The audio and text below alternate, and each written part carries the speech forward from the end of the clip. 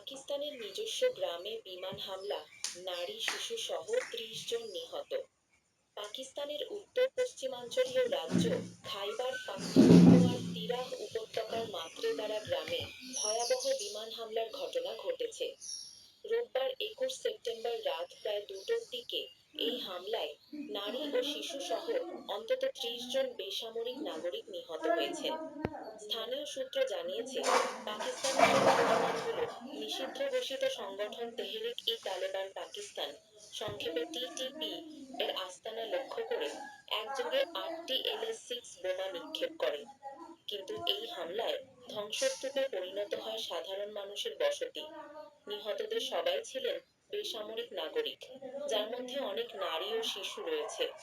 স্থানীয় গণমাধ্যম বলছে, বহু মানুষ আহত হয়েছেন, তবে তাদের সঠিক অবস্থা এখনো জানা যায়নি। সামাজিক যোগাযোগ মাধ্যমে ছড়িয়ে পড়া ছবি ও ভিডিওতে দেখা গেছে, মাটিতে পড়ে আছে শিশুদের মরদেহ। চারদিকে ছড়িয়ে ছিটিয়ে রয়েছে হতাহত মানুষের দেহ। ধ্বংসস্তূপের নিচে আরও মরদেহ চাপা পড়ে আছে বলে আশঙ্কা করা হচ্ছে। উদ্ধারকর্মীরা এখনো মরিয়া হয়ে তল্লাশি চালাচ্ছেন। খাইবার পখতুনখোয়া অঞ্চল অতীতে বহু সন্ত্রাসবিরোধী অভিযান ও বেসামরিক নাগরিক হত্যাকাণ্ডের জন্য কুখ্যাত।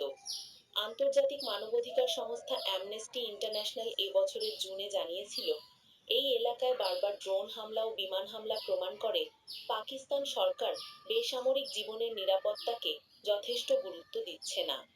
পাকিস্তানি সংবাদমাধ্যম ডন নিউজ জানিয়েছে, শুধু চলতি বছরের জানুয়ারি থেকে আগস্ট পর্যন্ত খাইবার পখতুনখোয়ার তিরাহ এলাকায় ৬০৫টি সন্ত্রাসী ঘটনা ঘটেছে।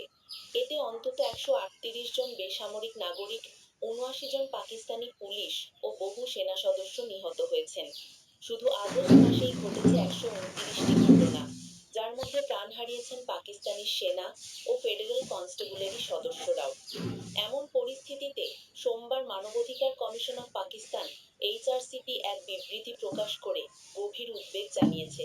তারা বলেছে, আকাশপথে বোমা হামলায় এত বেসামরিক মৃত্যুর ঘটনা মার্মিক ও অগ্রাহ্য।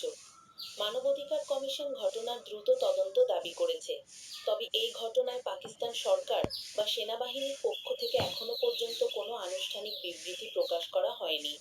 এই হামলার পর খাইবার পখতুনখোয়ার পরিস্থিতি আরও অস্থিতিশীল হয়ে উঠতে পারে বলে আশঙ্কা করছে স্থানীয়রা।